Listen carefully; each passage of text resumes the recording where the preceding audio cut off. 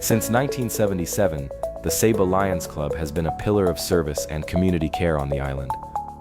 What began with 20 committed members has grown into a legacy of giving back, supporting those in need, and advancing the global mission of Lions Club International.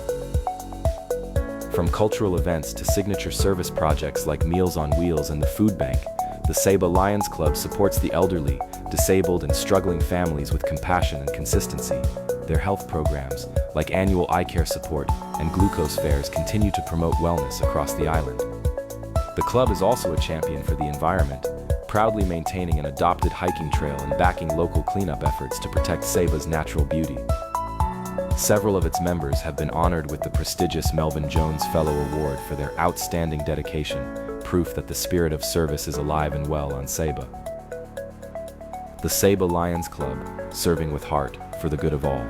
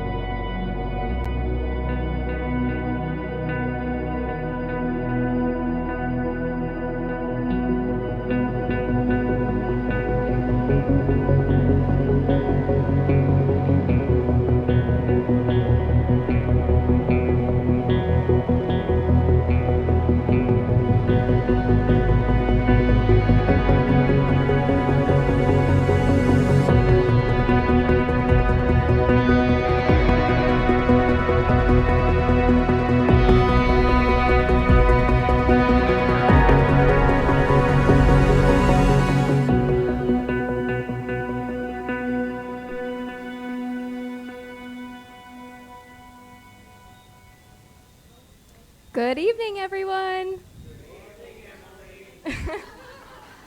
Thank you for that. Welcome to another night of See and Learn. Glad you guys made it and it stopped raining so that we could have this beautiful night tonight.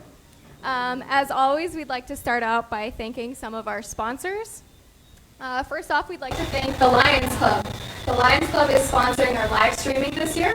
So in addition to the people in the audience tonight, you can watch this back home. Wherever you are in the world, it's live streamed on our Facebook page at the See and Learn Foundation. We'd also like to thank our main sponsors of the program, CCG, the Culture Funds of the Caribbean, the Nature and Environment Policy Plan, and the public entity SABA. And we also have a big round of applause for all of our sponsors. We have close to 60 sponsors altogether. Tonight's speaker has been sponsored by El Momo Cottages, so a big round of applause for El Momo. You may have heard that we have a raffle going on all month long. Tickets are $5 each. If you are interested, please see myself or Lynn. For tickets. Thank you. You have to beat $100. That's a challenge for tonight.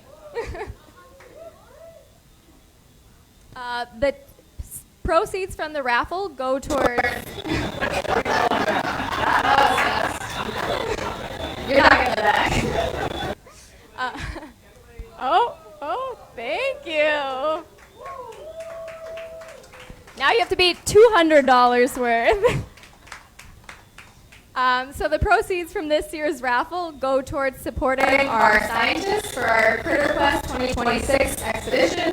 If you were present for Nikhil's presentation on October 5th, you'll learn how important Critter Quest is. So please consider sponsoring a scientist and donating to our raffle.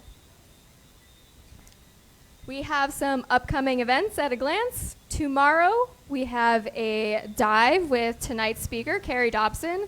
She's actually doing 2 dives tomorrow. The first dive is with the dive group who is in the back, so you will have your own private dive with Kerri Dobson tomorrow. And then there will be a 1 o'clock dive with anyone else who wants to sign up. There are still spaces available, so please just let us know if you would like to attend. Then, weather permitting, we have our next presentation at Island Flavor on Thursday with Jean Lodge, who is in the audience. Jean, if you could just give a wave. She just arrived with her husband, Joe, who will be our presenter on October 11th. So stay tuned for updates regarding weather and events in the next few days. And if you participate in any one of our field projects, you get a free hat. You can get your choice of a bucket hat or a baseball cap, and they are both made with recycled materials. So you could say Dr. Kerri Dobson is reef-sponsible for seriously, hey, exciting coral research. Originally from the UK, Kerri's love for the ocean has taken her around the globe, from the Red Sea to the Caribbean, studying how climate change affects coral physiology and how these delicate ecosystems might fight back. After earning her PhD from The Ohio State University, she's held prestigious roles at NOAA, UNC Chapel Hill, and the University of Southampton. Now based at UNC Wilmington Center for Marine Science, Kerri's current work explores how coral babies choose where to settle and how environmental stressors impact reef-building coral and algae.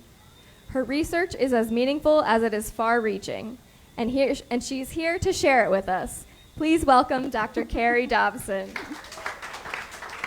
Okay. Uh-oh. Now it's not working. Can't advance the slides. Why? Oh, I figured it out. Hold on.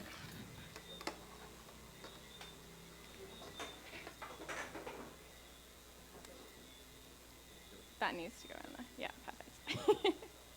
Sorry, first technical difficulty.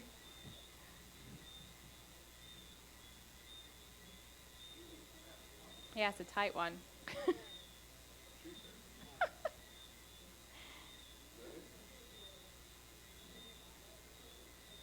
Yes.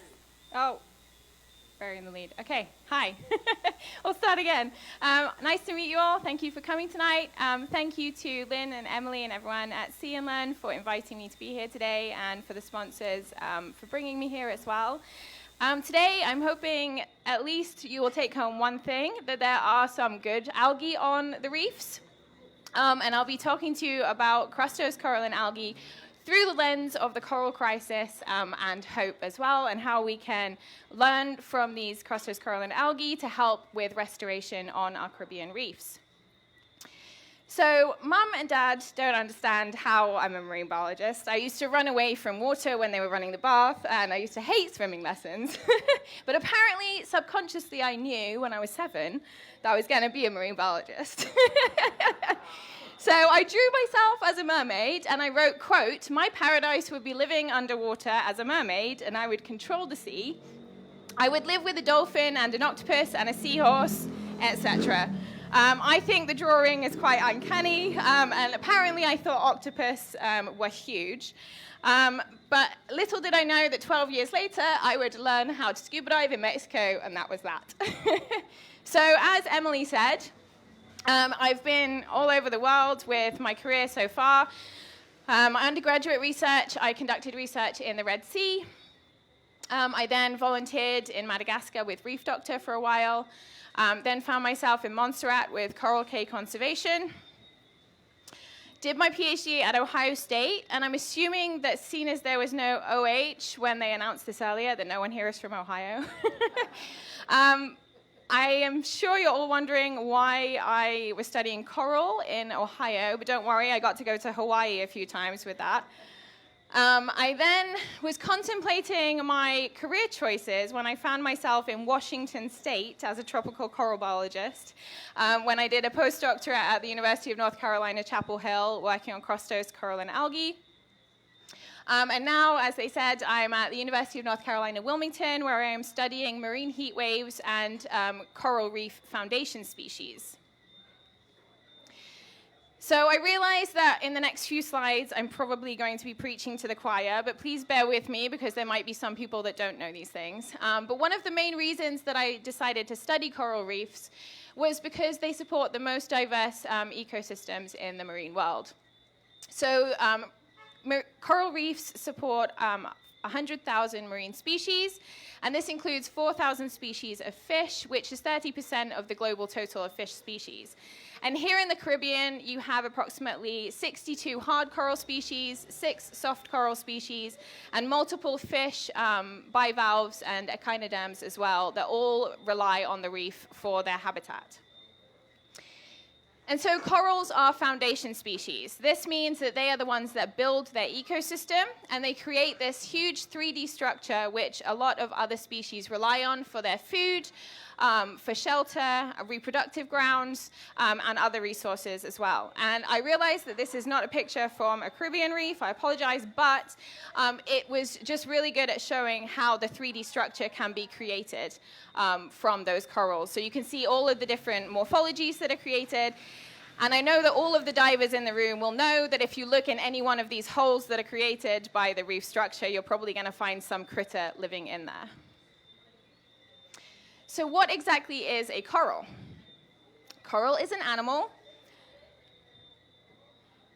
and a coral colony is made up of lots of identical polyps. Each polyp has a mouth that is surrounded by tentacles, and this means that they can actually feed on zooplankton.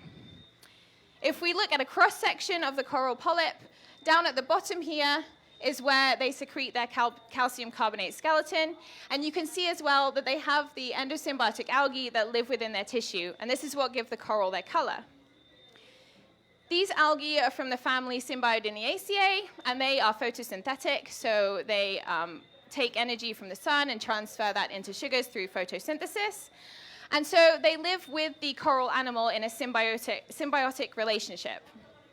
This is beneficial for the coral animal because they receive up to 98% of their energy from these microscopic algae that live within their tissues. And that in exchange, the algae get a safe place to live and access to sunlight.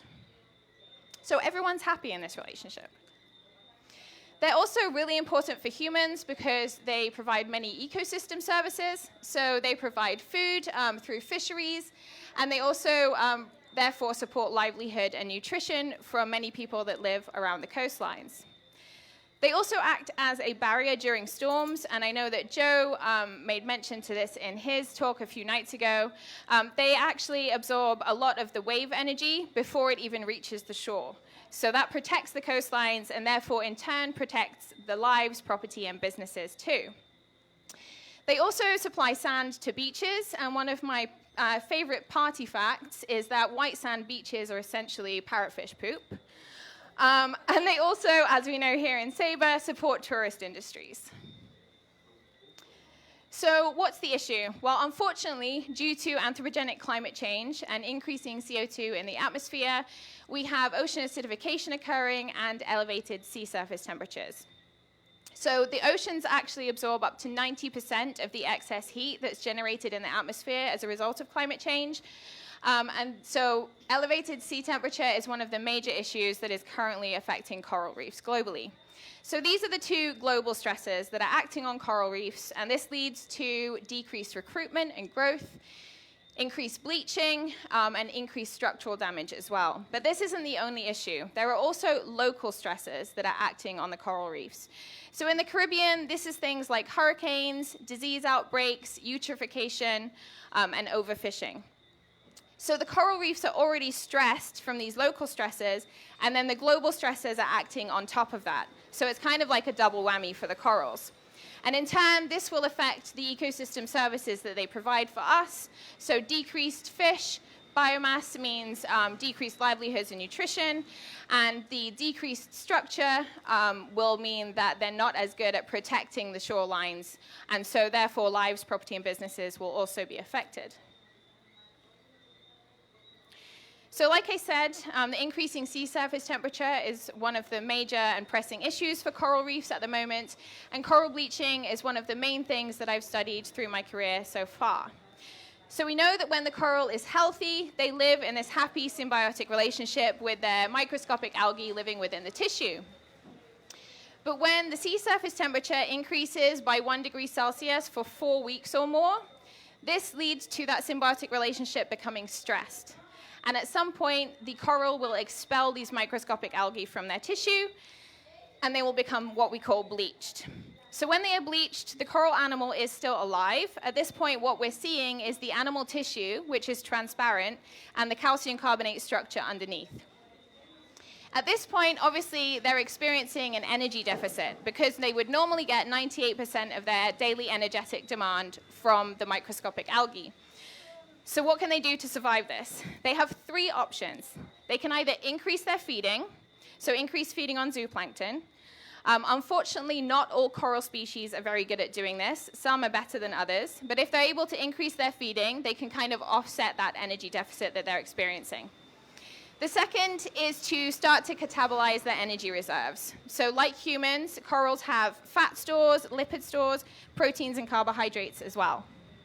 So they can start to break these down in order to kind of offset that 98% deficit that they now have. And finally, they can decrease their calcification or growth. This is a really energetically costly process. So by decreasing their growth, they can put that energy elsewhere into their daily metabolic demand. So if a coral is able to do any one of these three methods, that's able to sustain them through that bleaching event, and they may survive and recover. Unfortunately, global bleaching events are increasing in frequency and severity worldwide. So we had our first mass coral bleaching event in the 1980s. Anyone remember that? Yeah, a couple of you.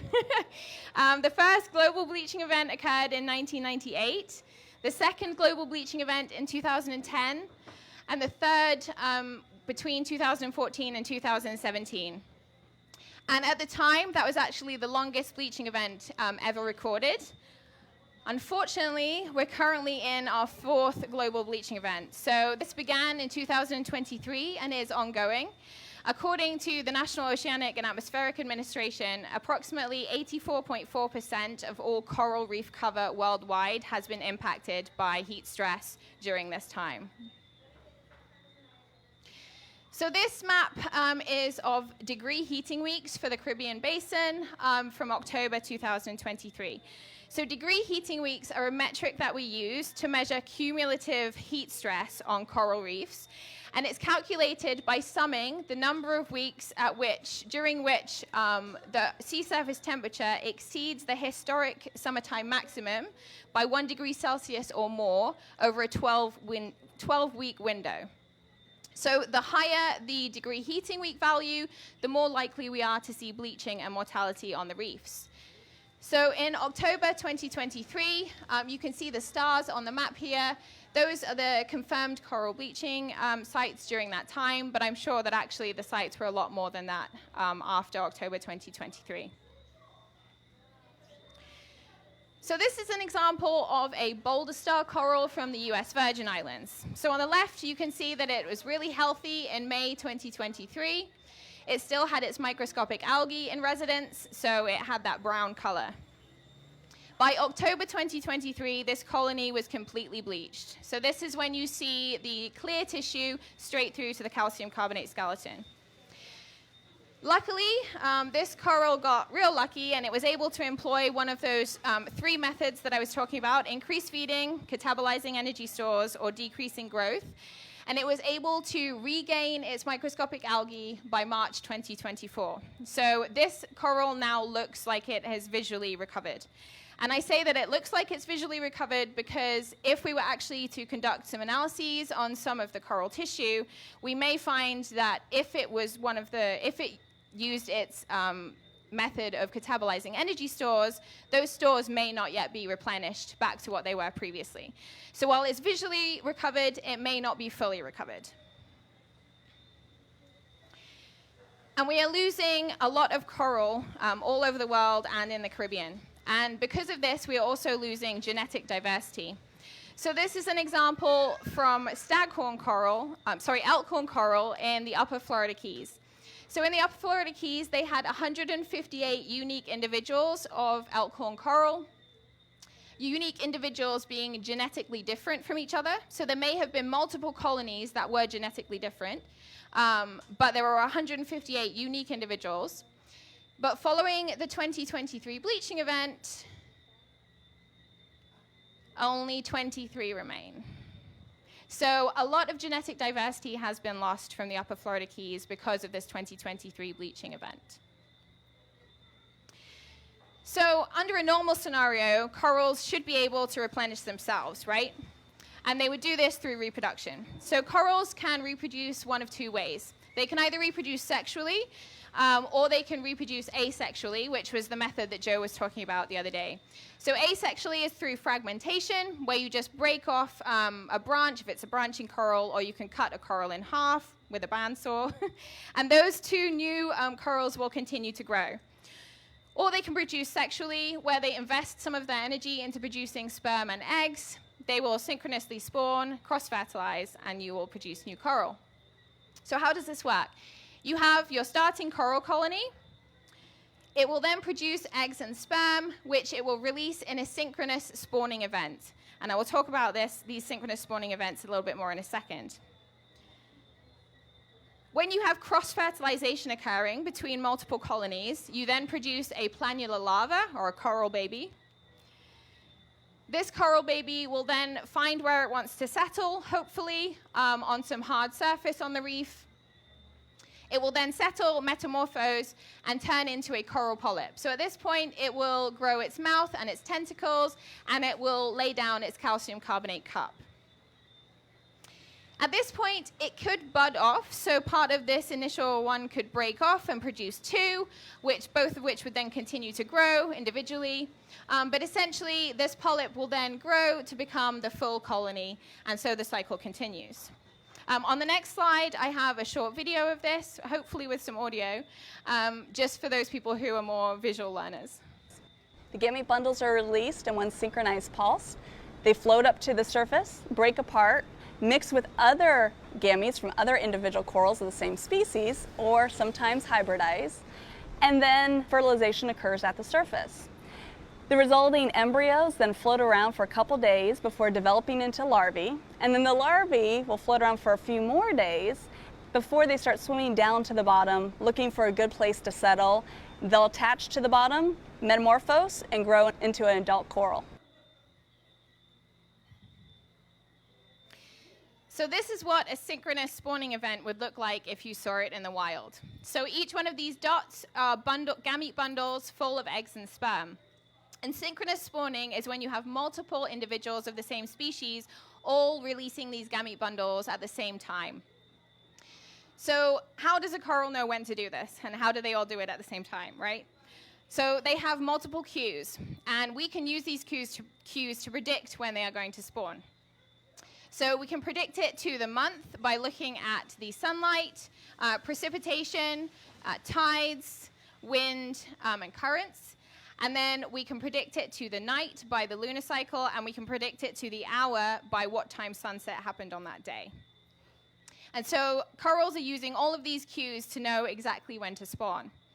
But unfortunately, in the Caribbean as well, you have these coral colonies that are now much further apart than normal because you have such big loss. And so because these coral colonies are further apart, when they're releasing their gametes, even if they're doing it synchronously, these gametes are then not finding each other, so they're not cross-fertilizing.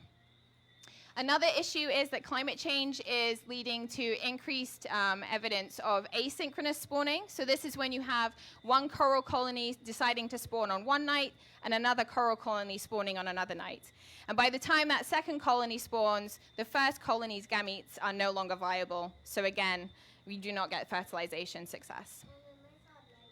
So this is why restoration is a really useful tool for us to help corals to kind of fill in the gaps and try and help them begin to naturally repopulate again.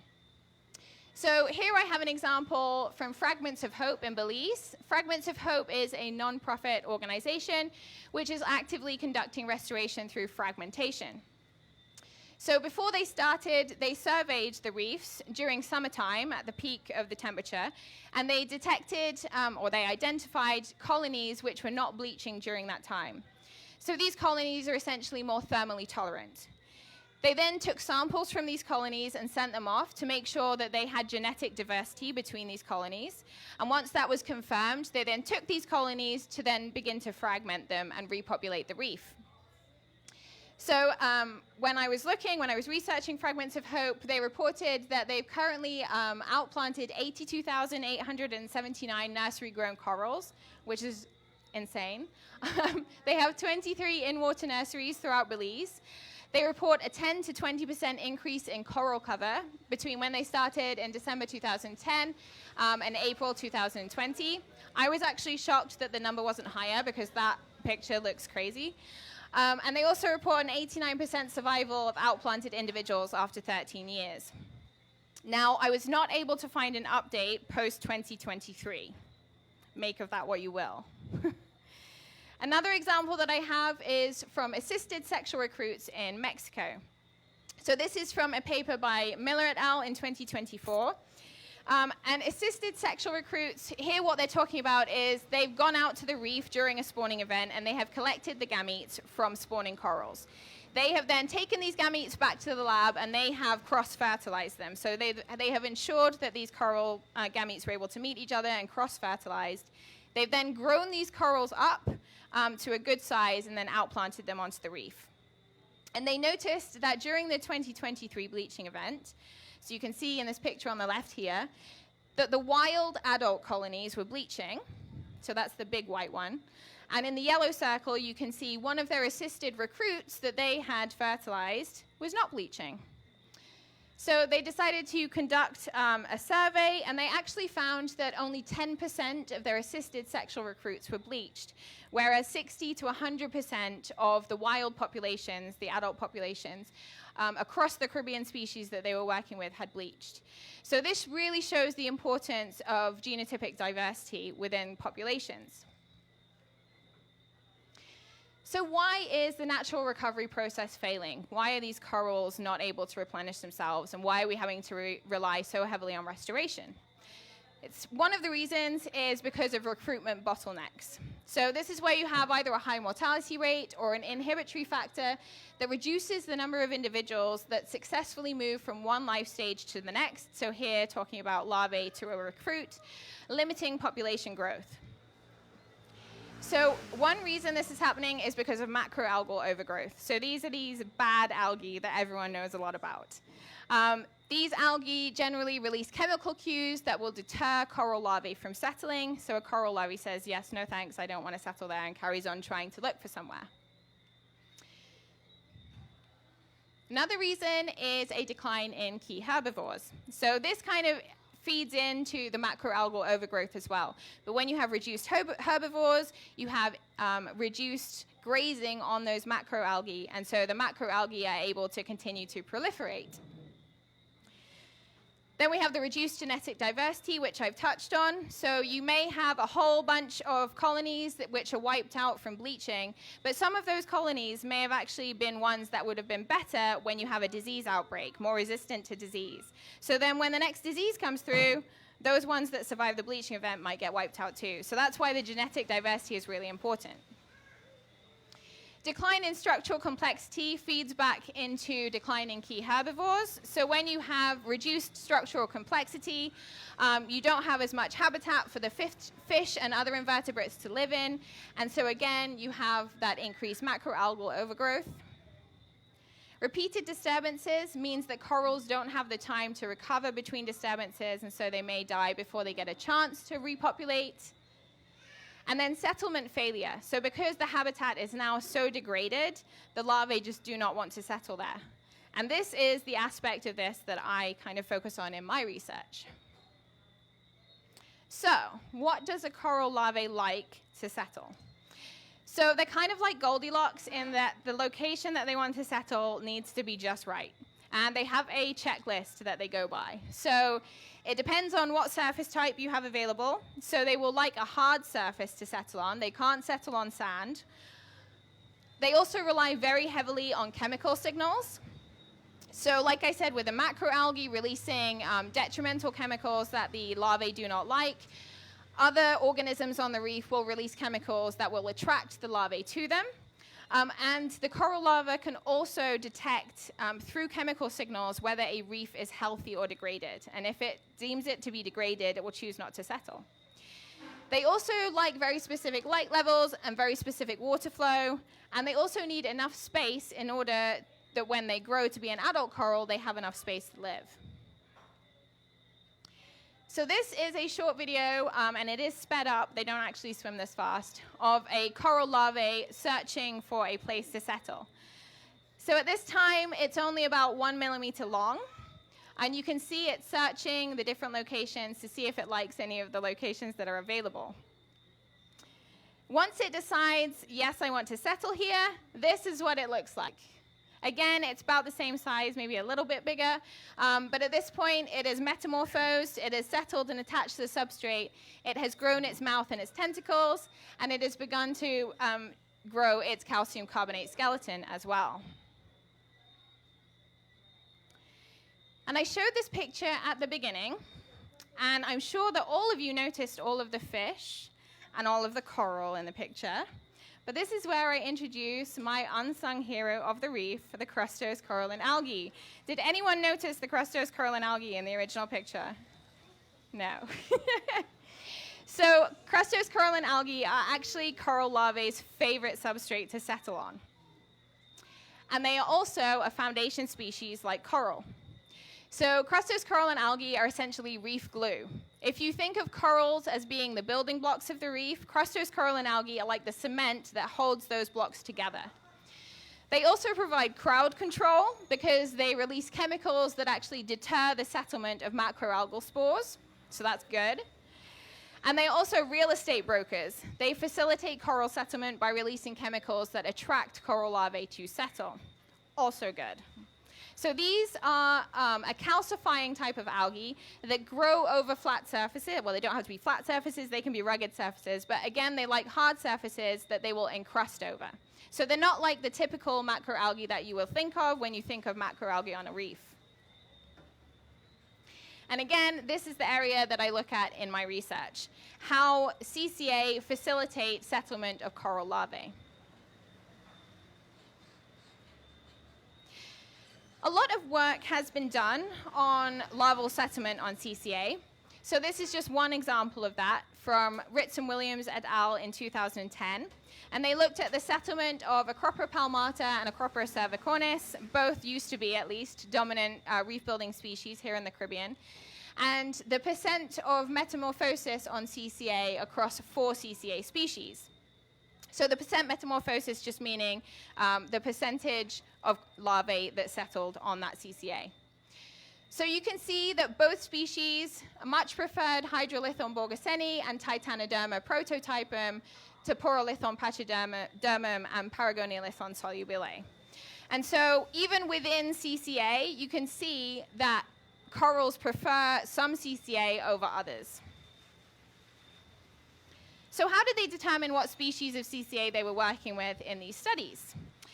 Generally, people have used morphology to determine what species of CCA they have. So they will look at the color of the CCA, what the texture is like, is it smooth or is it lumpy, how thick is the crust, also where is it located on the reef, and then they will also employ microscopy to look at some of the internal cell structure and look at the conceptacle size, conceptacles being the reproductive structures for CCA.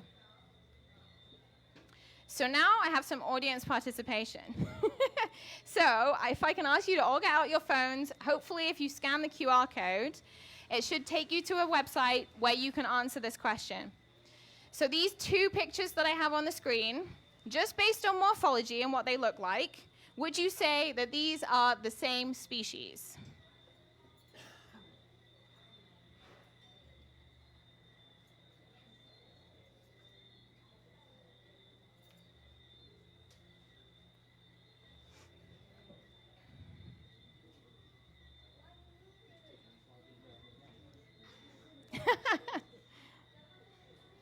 Okay, 9 of you have answered.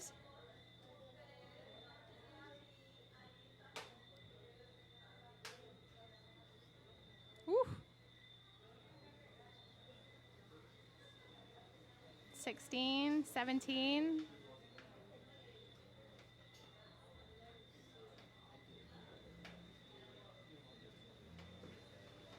18. Okay, so I think I've maxed out. So most of you answered no, and that would be correct. These are actually different species. So the one on the left is a little bit smoother, a little bit darker in color. The one on the right is a thinner crust and is more light pink. Different species. Okay. The next one. Do you think these are the same species?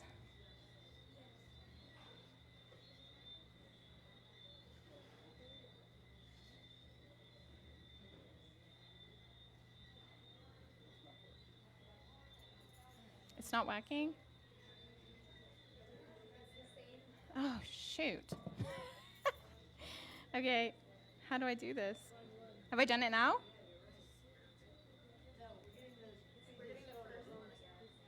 Okay, hold on. It worked now? Yes.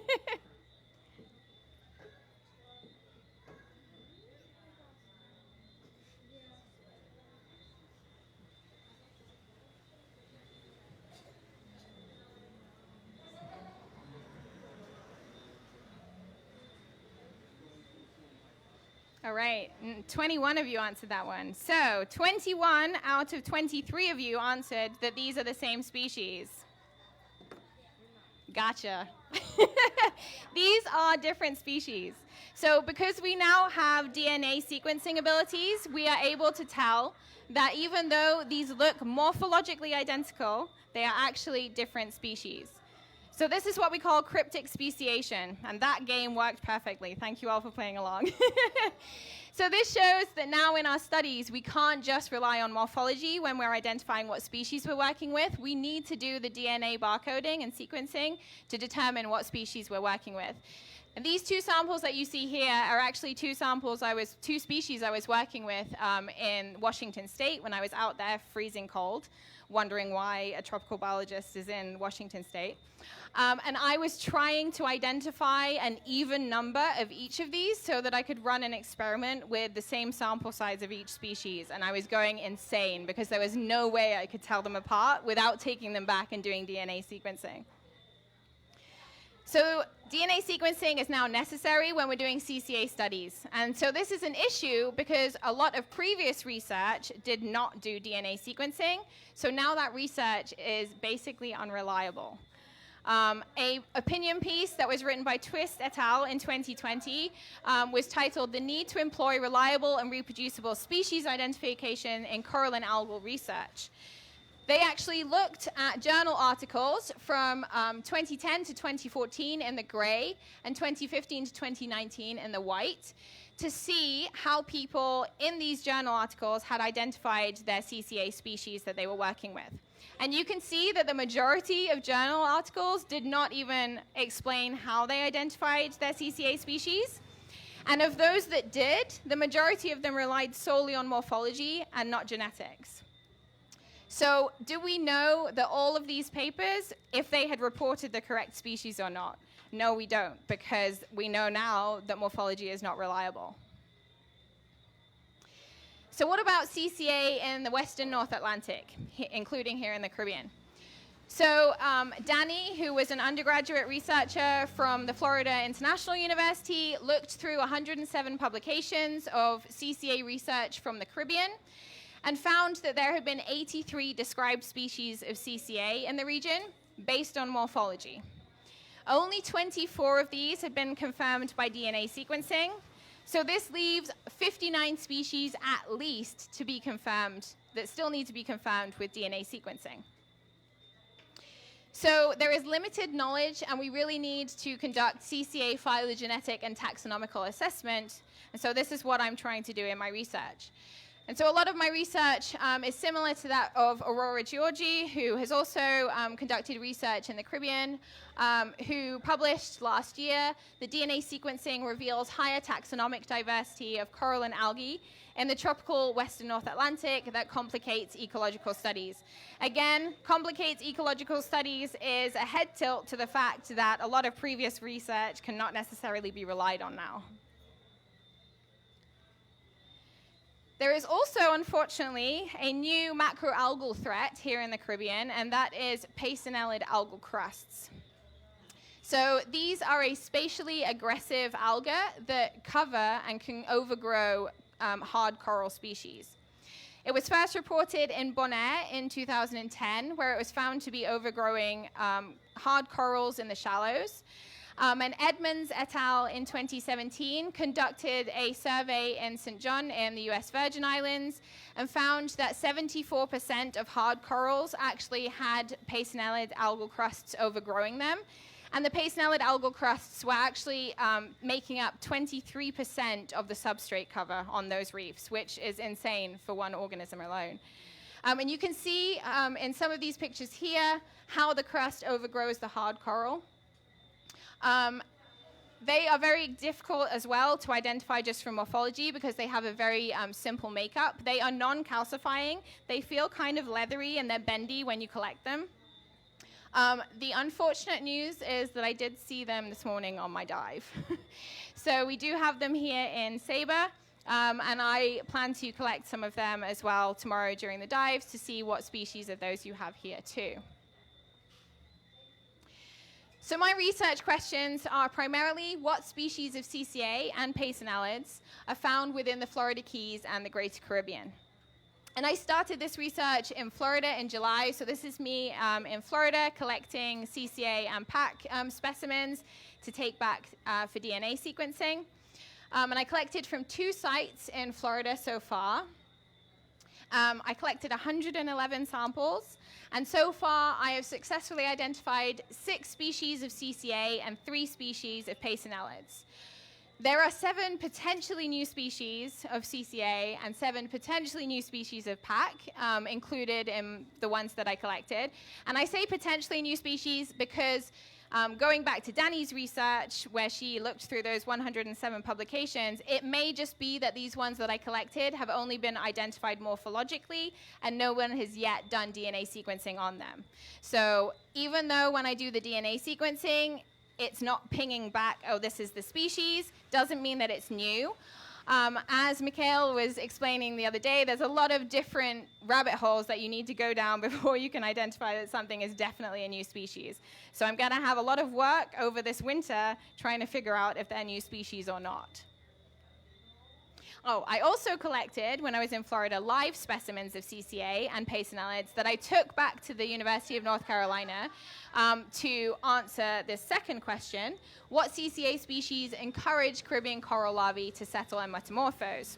So for this, I need those live algal vouchers to conduct settlement experiments with coral larvae.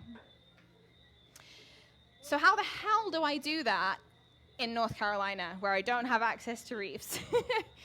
Well, if I was doing it normally, I would need to watch in situ coral spawning and collect gametes from live spawning on the reef.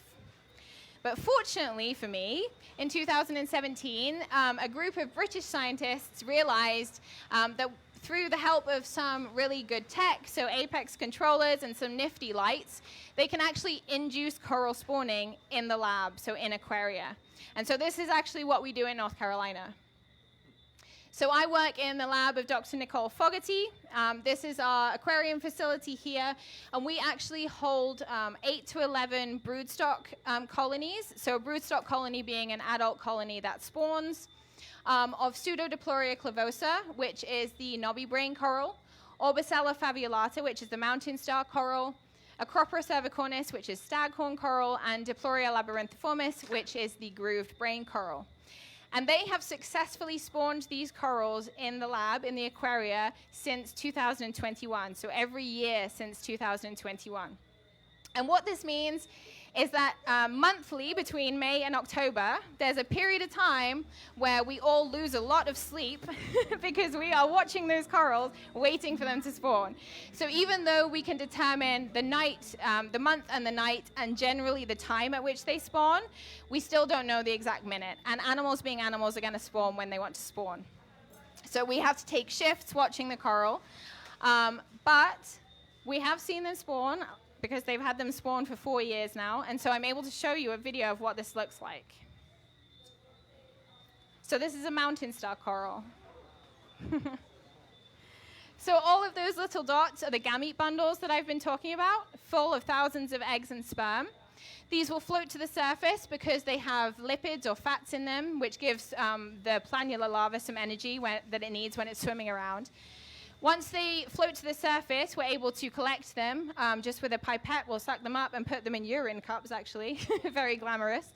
And what we do is we try to keep each of the colonies that spawn separate. So we'll make sure we're collecting all gametes from one colony in one cup and all gametes from another colony in another cup. And if we have a night where we have 3 or more colonies spawn at once, we're able to then cross-fertilize them. And then we'll have the coral larvae, which we're then able to either use in settlement experiments or just settle them out to grow them into recruits, which we can then outplant onto Florida's coral reefs. So on the left-hand side here is a video of the coral larvae. So this is after they have fertilized. Those at the back probably can't see because they're so tiny, but all of these tiny dots are coral larvae that are swimming around. And when they are swimming around like this, we know that they are ready to start settling. And so this is an example of a settlement experiment which I ran last month. Each of these containers here contains tiles with a species of CCA in them, like a treatment. And I have DNA barcoded, DNA sequenced all of these CCA, so I know which species I'm working with. And then I send all of my colleagues insane and cross-eyed because we have to count out 100 larvae 24 times. So I had 24 treatments in this experiment, and I had to have 100 larvae in each container so that I know that there is 100 larvae to start with. I then leave them for 48 hours to do their thing and decide if they want to settle or not. And then after 48 hours, we then take the tiles, look under the microscope, and see if any of them have settled. So we'll count the number of larvae that have settled and metamorphosed. This here is a tiny settled and metamorphosed coral larvae. It's now a coral recruit that has successfully decided to settle. So because I know that there was 100 larvae in there, so 100 larvae could have settled, I can then calculate the percentage settlement. Generally, as well, we will see them in clumps. So here you can see a clump of settled and metamorphosed larvae all together. We believe that once one has settled, they kind of also let off chemical signals to let the others know that they think they found a good place to settle, and then the others will go and join them. So how does this relate to what I'm doing here in Sabre? Well, tomorrow, when we go on the dive, I am planning on collecting CCA and pacenellid algal crust specimens to answer the question about what CCA species are present here on Sabre's reefs. So once I've collected these samples, I'll bring them back to my accommodations here. I'll dry them off. I will then preserve them in silica gel, and I'll transport them back to the University of North Carolina, where I will DNA sequence them to figure out what species you all have here. And what you will be helping me with is answering this question. What is the percent cover of CCA on Sabre's reefs? So you will be doing some transect lines. I don't know if anyone here has ever done reef check before, but it will be similar to a reef check survey transect, where you are then every 10 centimeters looking at the substrate that is underneath. And from that, I will then be able to calculate the percentage cover of CCA and, unfortunately, pacenellids on Sabre's reefs here. So I understand that my research is a very small portion of a much bigger picture, but it's really important to understand how we can help these coral larvae to naturally replenish themselves and make sure that on the reefs, they have substrate that they would actually want to settle on to give them a chance. And I'm hoping now that when you go on your dives in the future, you won't just see the coral and the fish, but you might also see some CCA as well. Thank you.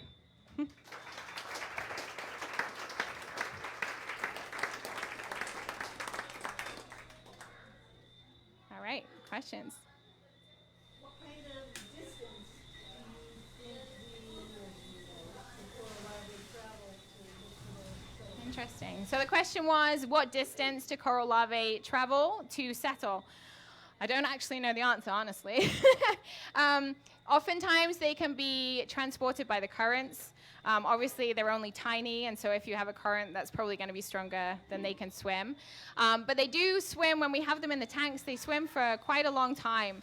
And especially if they are really healthy, they can swim much farther. So I'm not sure of the exact distance, but I would suspect it's relatively far. Yes? You showed that slide, I think the last one or the one before, with the several recruits on the same tile. Will they grow into a single colony with their beach net? Good question.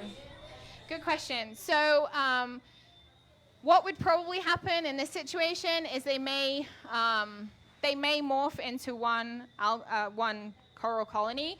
What we do if this happens on a tile, though, is we try and give each one enough space. So what would probably happen is to make sure that there is some survival, we would probably cull some of the other ones to make sure that at least one of them will grow up into an adult coral.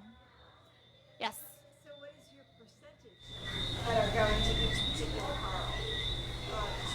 To each substrate? To each substrate in my experiment here. So I'm still processing the results from that. But generally, depending on the species of coral that we're working with, oh, sorry, repeat the question. Thank you. The question was what percentage are settling on the different substrates. So depending on what species we're working with, we can have up to 40% settlement. That's considered quite good. So for Orbicella fabulata, that would be quite good. For Pseudodiploria clivosa, they generally are also quite good settlers. So I would say maybe 40 to 60%. But yes, I haven't spun up the data for the CCA yet, so unfortunately I can't tell you which ones they prefer. But it will be interesting to see if they have much higher settlement in the CCA than they do in the Peyssonella algal crusts. Yes?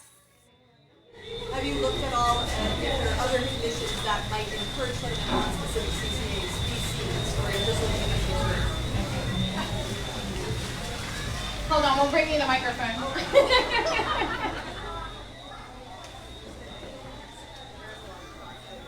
My hearing is not that good anymore. Is this working? Okay. I was asking if you looked at whether, if there are any conditions that also help contribute to the coral settling on CCA in general, if you're just looking at the species that they settle on. So at the moment, I'm just looking at the species, but I do have one of the master's students in our lab is looking at different chemicals that could help induce settlement. So without CCA present, he's been looking at calcium, whether increased calcium can help settlement, and I believe he's found that it does. Also, funnily enough, high salinity also induces settlement. I have a feeling that that's just because the corals are then just so stressed that they're just like, oh, I'll just land here and just go down. It's interesting, though, and I think it's something that we want to look at, because if all you have to do is increase salinity, that's a really easy way to get high settlement in the lab. We just don't know how that would then affect their physiology later on once they've grown into an adult coral. So we're thinking of actually doing an experiment into that, raising the, giving them high salinity to settle in, and then looking at their physiology after to see if it differs. But yeah, great question. Down the front? Yeah? Why don't you put fish with the coral when they grow? So the question was, why don't we put fish with the coral when they grow? That's a great question. So if that was on the reef, that would be needed, because otherwise we would probably have macroalgae overgrowing them and out competing. But we don't need it in our tanks because we can keep the macroalgae away by ourselves. So we also don't want to have to feed the fish, because that changes the nutrient levels. And fish are also notoriously hard to keep in an aquarium quite happy, so that's why we don't have fish. Yes? Do you keep all the coral or some of it? That's a great question. Do we keep all the coral or some of them? So we are actually at the point at the moment where our aquarium technician is losing her mind, because we are running rapidly out of space with the number of coral we are producing. We have produced thousands of coral, I think, just this year alone, that we've settled out. And so she's freaking out that we don't have enough of these raceways or space to put the coral. We do send a lot of the coral larvae that we produce to other institutions so that they can also use them and settle them out or do experiments with them. And we also partner with Sea Camp in Florida, which is like a kid's summer camp. And we go down there, and we have actually outplanted corals on the reef in Florida. So the two sites where I was collecting CCA from in Florida, they've also outplanted coral there. So even when we grow them up to be the correct size, we will take them down to Florida and outplant them. But we definitely still need to do something else because we've definitely run out of space. Yes. Yeah, going back a little bit to like the global and local stressors, like non-reef safe sunscreen, how is that impacting? Does it impact sexual or asexual reproduction or both? Interesting. So the question was, how does non-reef safe sunscreen affect sexual reproduction or asexual reproduction? That's a good question. I don't know the answer to that. I haven't researched how sunscreen affects reproduction.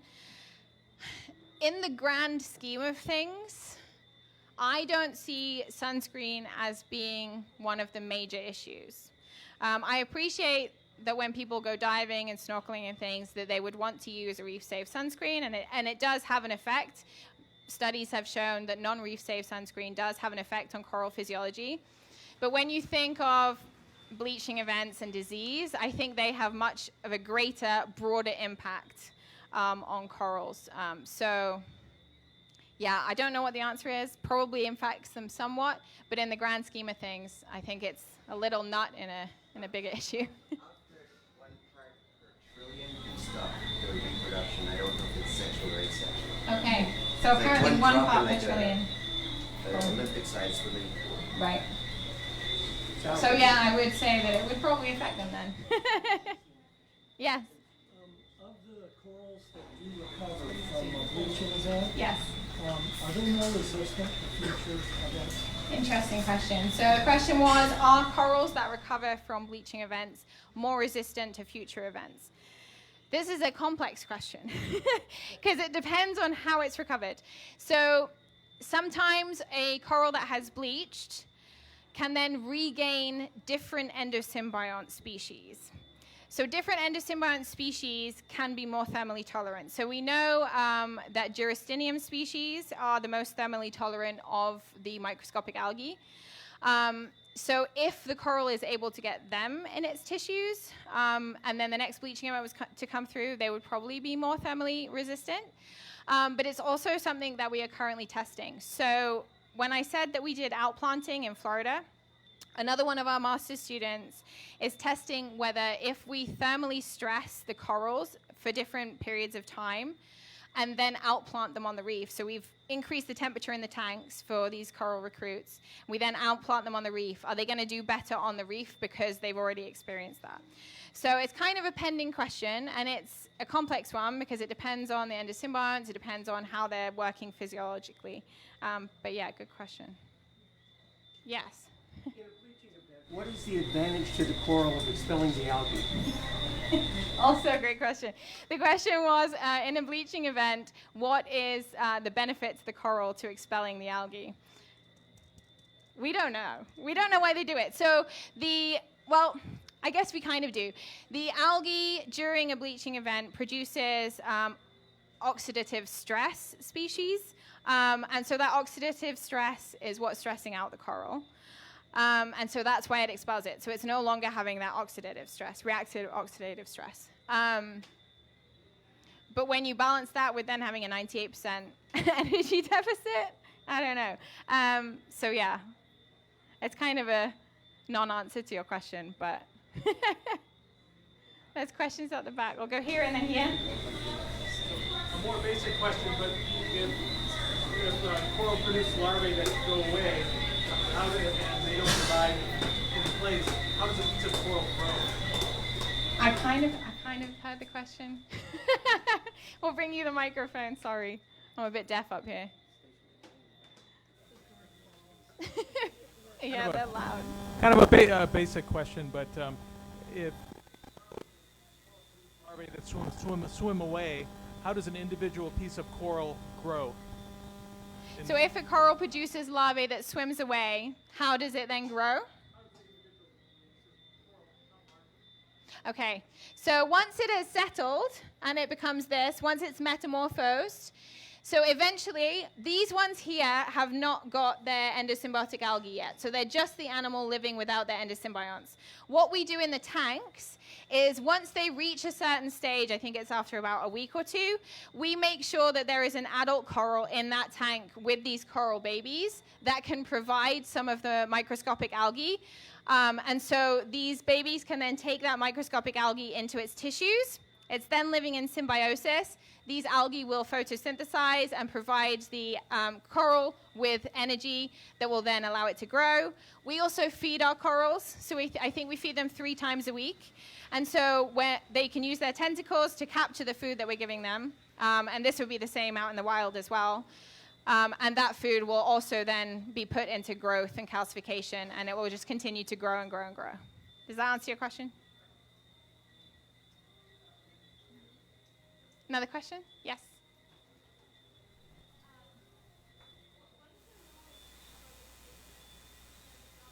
That can be so competitive against corals and other algae.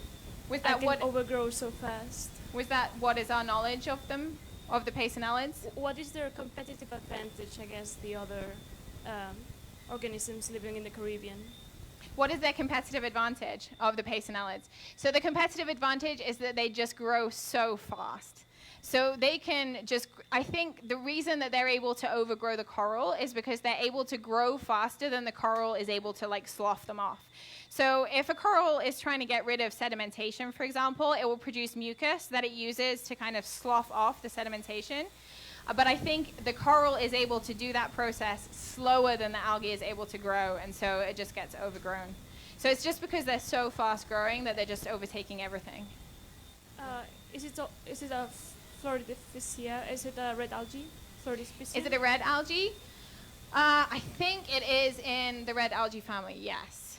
I would have to check that, though. I just know they do pacenellids. I'm like, Okay, thank you. There's one at the back.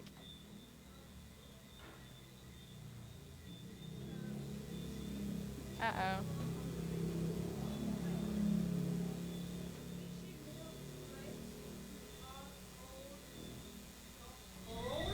Does bleaching happen more on hard coral than soft coral?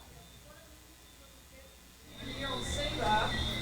The hard coral tends to go white more than the soft coral, and I'm just wondering if the soft coral is actually more resilient than the hard coral.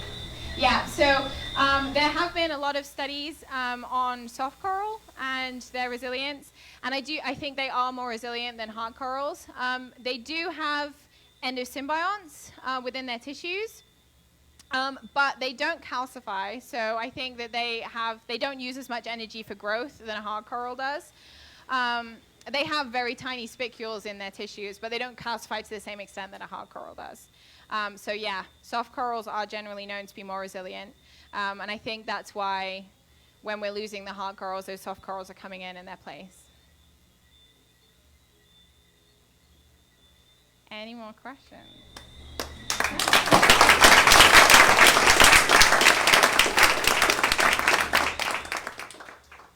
Thank you, Kerri. We'd also like to give a big round of applause to Aman Hana for hosting us tonight.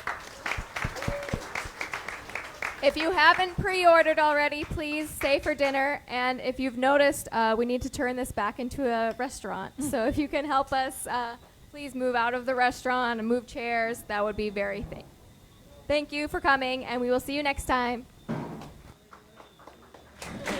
Cool. See and learn events. How good the questions are. Yeah.